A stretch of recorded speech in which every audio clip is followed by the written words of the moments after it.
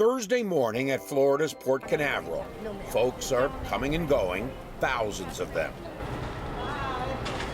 This is the second busiest cruise port in the world, only behind Miami. After a year and a half completely shut down by the pandemic, life has returned. Cruise ships are sailing again. I had so much fun. They took good care of you? They did, they really did. The food was great, service was great. Honestly, we had a great time. For the 18 months the industry was shut down, companies hemorrhaged money. According to the credit rating agency Moody's, the three largest, Carnival, Royal Caribbean, and Norwegian combined, lost close to $900 million each month. Cruise industry slowly but surely getting back on its feet. Yeah, I mean, this has been an unprecedented year for no other industry has really had a year like this where they were completely closed down for, months and months and months, no revenue at all. So really anything is better than 2020 at this point for the cruise industry. Chris Gray-Faust is the managing editor of Cruise Critic, which provides a variety of information from industry news, ship reviews, to tips for cruisers. It will be 2022 or perhaps 2023, she says, before the choppy financial waters finally smooth out. The cruise lines have said that they know that 2021 is a wash, that this is not going to be a year that's going to really, be a big boom. They're coming off 2019, which was a fantastic year. Then, of course, 2020 was almost no revenue. And as the industry gets its sea legs back, both the cruise lines and their passengers are navigating through uncharted waters with very different rules than prior to the pandemic. Have your boarding pass, your citizenship documents, your COVID card, and proof of a negative test. Since the cruise ships began their first sailings in late summer, they've been following the U.S. Centers for Disease Control protocols. Guests arriving at the terminals and boarding the ships must wear a mask, show proof of being fully vaccinated, and have proof of a negative COVID test within 48 hours of sailing. All the shipboard staff is fully vaccinated and must wear masks. It's still a really fun vacation, even though you have the precautions in place, even though there's social distancing signs, even though you have to wear a mask in public areas. It's actually a really fun vacation. Cruisers love to cruise, and so they are excited to be back on the seas, regardless of what hoops they have to go through to get there.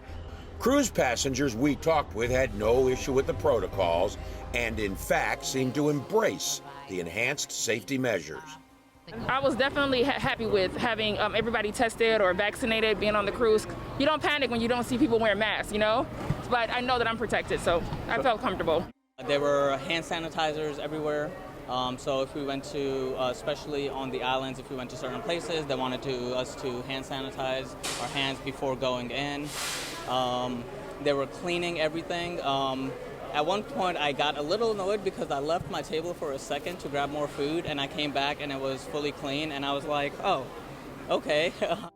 Despite all the safety measures, the cruise ships are far from immune to the virus. The number of COVID cases on ships was low until the Omicron variant took hold. The Centers for Disease Control, CDC, reported there were 162 cases the first 2 weeks of December. That shot up to more than 5,000 the last 2 weeks of the year. COVID issues have forced a number of sailings to be canceled. Cruise Lines International Association, which represents the industry, says the majority of cases are asymptomatic, and the COVID rate is 33% lower than on shore, and only a small percentage of passengers test positive for the virus. One concern some health officials have raised are the ports of call. While the cruisers may be fully vaccinated, the locals they run into on the islands or countries they visit may not be, and the countries themselves may still be experiencing high levels of COVID cases. To allay any concerns people may have, the cruise lines have put on a full-court press with videos touting how safe it is to cruise. We know you miss the freedom of cruising, but you can't feel free if you don't feel safe. That's why we're requiring all guests and crew to be fully vaccinated at least 2 weeks prior to departure. Celebrity is touting its air filtration system with what it calls continuous fresh air intake. To inform passengers, Princess Cruises held a video question and answer with an ER doctor who used to be a ship doctor. Are rapid testing results accepted? Yes, but let me just speak about that for a few minutes. Just remember, many different tests can be done rapidly or can be done quickly. And so we need to be careful what kind of rapid test is the guest referring to, because a rapid antigen test is okay. A rapid PCR test, although they don't usually call them rapid PCR tests, but they may, that's also okay. But a rapid antibody test is not acceptable. But with COVID-19 still far from completely in the rearview mirror and with new variants continuing to pop up, there is a sense of cautious optimism from potential cruisers and the companies. People are still nervous. People still want to know what's going on with the virus, like how it's going to be going. So I think you'll see, just with anything else, the cruise lines will follow the path of the virus. At the Port Canaveral Cruise Terminal, we ran into Sean Weinstock and his family.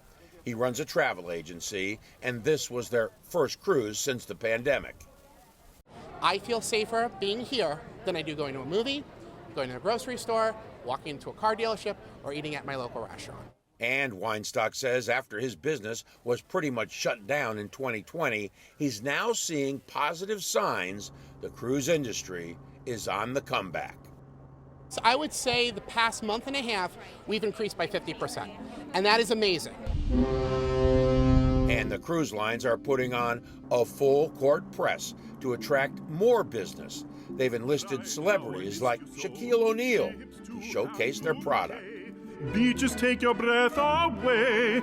And they're offering a variety of incentives, deep discounts on cabins, free airfare for the second guest, free open bar, onboard credits. It seems to be working. Advance bookings for 2022 are soaring. And with children aged 5 to 11 now eligible for the vaccine, cruise lines are again attractive to families with young children. That means that they're going to have a better holiday season as well as a better spring break next year. For now, the ships are operating at less than 100% capacity, anywhere from 50 to 85%. Allowing more space is yet another way to make cruisers feel safe, whether in the dining areas, on deck, or in the corridors. According to Cruise Lines International Association, the shutdown resulted in the loss of 254,000 jobs and $32 billion in economic activity in the U.S.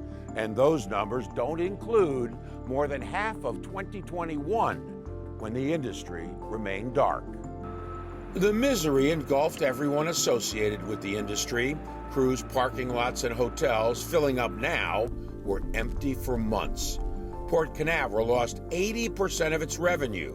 For the 2021 fiscal year, revenue of $34 million was nearly the lowest in 2 decades. We are back in operation again. The good news, says Port Director Captain John Murray, the ships are finally back.